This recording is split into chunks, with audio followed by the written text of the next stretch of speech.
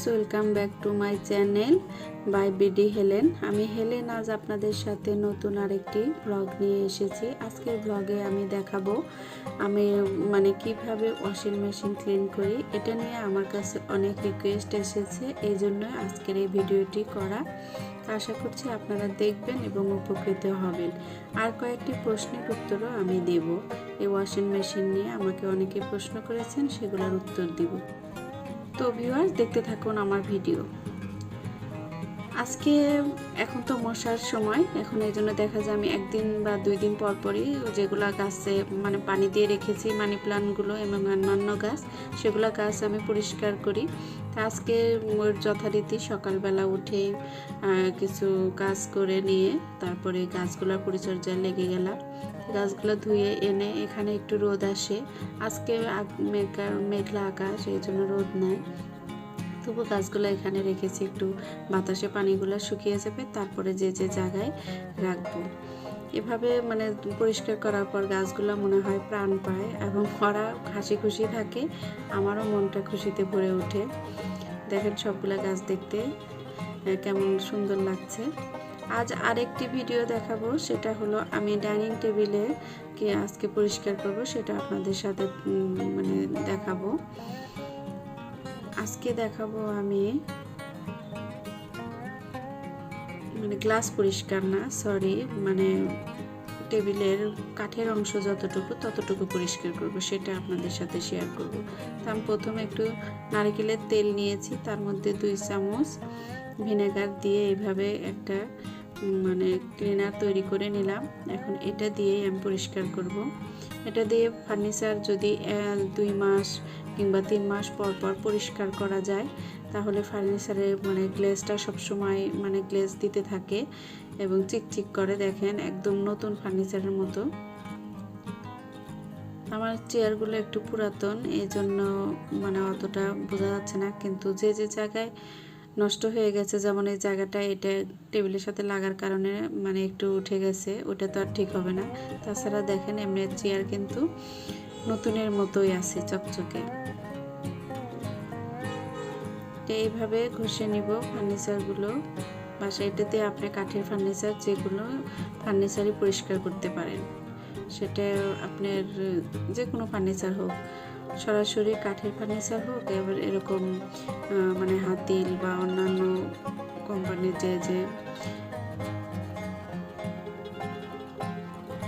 Processing করা যে কাঠ, এগুলা সব ফার্নিচারে পরিষ্কার করা যায় এইভাবে। ফার্নিচারগুলো খুব সুন্দর দেখায় এবং নতুনের মতো লাগে।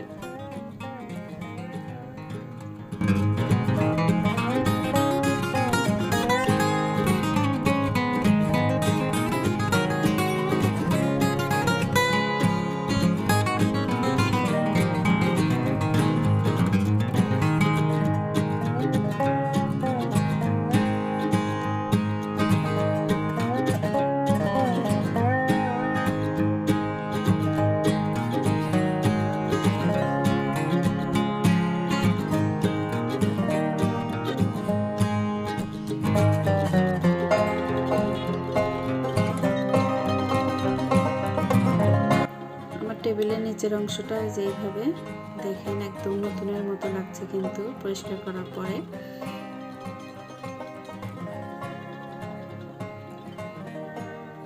গাছগুলো যেখানে যে জায়গায় রাখি সেই জায়গায় রেখে দিচ্ছি।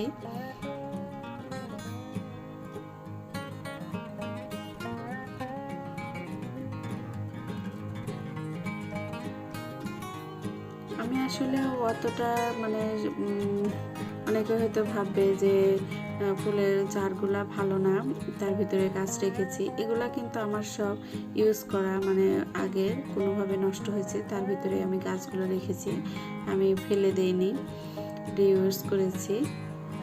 এখন আমার যে রিকোয়েস্টের ভিডিও, সেটা হলো আমার ওয়াশিং মেশিন নিয়ে, তাই সেই ভিডিওটাই শুরু করছি। আজকে সকালে কাপড়গুলো ধোয়া হয়ে গেছে, তাই কাপড় এখন আমি প্রথমে রিকোয়েস্ট ছিল যে আপনার মেশিনটা, আমারটা যেহেতু আমি এর আগে একটা ভিডিও আপনাদের সাথে শেয়ার করেছি, ভিডিওতে ছিল ওটা আমার অটো অটো না, সরি, সেমি অটো সিঙ্গারের মেশিন। ওটাতে আমি অনেক উপকৃত হই, কিন্তু একটু মানে সময় লাগে যে বারবার এসে চেঞ্জ করতে হয়, এই জন্য আমি ওটাই চেঞ্জ করেছি। কিন্তু ওই মেশিনেও কাপড় ধুয়ে আমি অনেক আরাম পেয়েছি। ওই মেশিনটা আমি এই জন্য আপনাদের কাছে পুরো ডিটেলস একটা আমি ভিডিও দিয়েছি, ওটা আপনারা দেখতে পারেন আমার চ্যানেলে। আর আমি এই ভিডিওতে আমি লিঙ্ক দিব, দেখবেন। যারা সেমি অটো মেশিন কেনার ইচ্ছা তারা এইভাবে ওইটা কিনতে পারেন। আর যাদের অটো মেশিন যারা কিনবেন তাদের আমি একটাই পরামর্শ দিতে চাই, সেটা হলো ফ্রন্ট লোডিং মেশিন সেটা নেবেন। এটাতে নিলে আপনার অনেক ভালো, কাপড়গুলো সবসময় মানে খুব সুন্দরভাবে ধোয়। মানে আমি 3টাই ইউজ করেছি, ফ্রন্ট লোডিং এবং যেটা উপর দিয়ে লোডিং সেই কাপড়ও আমি দেখেছি, ধুয়েছি। তারপরে আমি অটো মেশিন দিয়েও আমি কাপড় ধুয়েছি, কিন্তু সবচেয়ে আমার কাছে এই ফ্রন্ট লোডিং এই মেশিনটাতে কাপড় ধুয়ে আমি খুব উপকৃত হয়েছি। এই জন্য আমি আপনাদের সাথে বলছি যে আমার ভালো লাগা এবং আমি মানে অভিজ্ঞতা থেকেই বলছি যে যারা মেশিন কিনতে চান অবশ্যই ফ্রন্ট লোডিং মেশিনটাই কিনবেন, অটো। আর এটাতে ইলেকট্রার আর একটা গুণ, আপনি শার্টের কলার পর্যন্ত এত সুন্দরভাবে পরিষ্কার হয়ে যায় যে আপনারা কাপড় ধোয়ার পরে বুঝতে পারবেন যে আর কিছুই করতে হয় না, মানে কোনো কিছুই করতে হয় না, জাস্ট সাবান দিয়ে। আর সব ধরনের কাপড় কিন্তু আমি একসাথে ধুচ্ছি, এবং শুধু আর কোনো বাটনে চাপ দিতে হয় না, কিছু না, স্ট্যান্ডার্ড বাটনে চাপ দিই এবং ইকোতে দিয়েই আমি কাপড়গুলো ধুয়ে নিচ্ছি, কোনো কিছুই করতে হচ্ছে না। আর আমার বাসার পানির অবস্থা তো খুবই খারাপ, সেটা আপনারা হয়তো আমি মেশিন যে পরিষ্কার করছি দেখলেই বুঝতে পারছেন যে ভিতরে লাল লাল হয়ে আছে।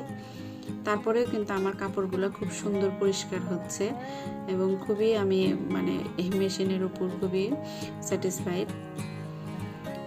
আর নিজে যেটা ভালো ইউজ করে ভালো না পাবো সেটা অবশ্যই আমি আপনাদের সাথে শেয়ার করব না, যেটা ভালো সেটাই আপনাদের সাথে শেয়ার করব এবং সেই ব্যাপারে পুরোটা ডিটেলস আপনাদের সাথে জানাবো। তো এইভাবে পুরো মেশিনটা আগে শুকনা কাপড় দিয়ে আমি মুছে নিলাম, মুছে পরিষ্কার করে। এখন যে মেন জায়গাটা এভাবে করতে হবে আপনাদের দেখানোর জন্য আমি গত 1 সপ্তাহ যাবৎ মেশিনটা পরিষ্কার করে নিই, এই জন্য মেশিনে বেশি ময়লা ছিল। এটা যদি প্রতিদিন করা যায় তাহলে কিন্তু কোনো প্রকার ময়লাই থাকে না। পাল্লার এদিকে একটু পানি ছিটে ছিটে থাকার কারণে একটু অন্যরকম ময়লা হয়, এই জন্য একটু ভিজে নিয়েছিলাম, তয়লাটা ভিজে মুছে নিলাম। এরপরে দেখাবো আপনাদের আসল যে জিনিসটা পরিষ্কার করতে হয়। এটা অবশ্য প্রতিদিন কাপড় ধোয়ার পর না করলেও চলে, আপনি 1 দিন 2 দিন বা 3-4 দিন পর পর, সপ্তাহে 2 বার পরিষ্কার করলেই হবে। এইটা হচ্ছে মেশিনের যত ময়লা সব এখানে এসে জমা হয়। এটা হচ্ছে দেখেন এখানে এসে জমা হয়, এবং ছোট ছোট যদি সুতা বা কোনো কিছু থাকে তাও এর ভিতরে এসে জমা হবে। এই জন্য এটা প্রতিদিন পরিষ্কার করা ভালো, তো প্রতিদিন না করলে সপ্তাহে অন্তত 2 বার করতে হয়। এটা শুধু নিচের এই অংশটুকুই ময়লা থাকে, উপরের দিকে থাকে না, উপরের দিকে পরিষ্কার করার দরকার নেই, জাস্ট এই নিচের এইটুকু পরিষ্কার করলেই হবে। দেখেন কতগুলো ময়লা জমেছিল, এবং একটু পানিও জমে থাকে এখানে, ওইটা পুরোটা এরভাবে পরিষ্কার করে নিতে হয়। আশা করছি যারা আমার মেশিন সম্বন্ধে প্রশ্ন করেছিলেন, আর একজন প্রশ্ন করেছিলেন এই মেশিনটার দাম কত, তো এটা আমার অতটা সঠিক মনে নাই, তবে 31,000 সামথিং এরকম হবে, বা 32,000 এরকম দাম হবে। মেশিনটা আসলে খুবই ভালো, নিতে পারেন। তো কেমন লাগলো আপনাদের এই ভিডিও অবশ্যই কমেন্ট করে জানাবেন, আর ভালো লাগলে একটা লাইক দিয়ে দিবেন। আর ভিউয়ার যারা আজকে নতুন আমার চ্যানেলে, তারা অবশ্যই আমার চ্যানেলটি, তাদের কাছে আমার অনুরোধ যে অবশ্যই আমার চ্যানেলটি সাবস্ক্রাইব করে দিবেন এবং পাশে থাকা বেল বাটনটি অন করে দিবেন, আমার পরবর্তী ভিডিওর নোটিফিকেশনটা আপনার কাছে পৌঁছে যাবে। আর যারা আমার অলরেডি পুরাতন ফ্রেন্ড, তাদের জন্য শুভকামনা এবং ভালোবাসা রইল। আর আজকে এ পর্যন্তই। এখন আমি দুপুরে 2টা বাথরুমও পরিষ্কার করেছি, তো বাথরুমের পরিষ্কারটা ওইটা আপনাদের সাথে শেয়ার করলাম না, কারণ রমজানের দিন।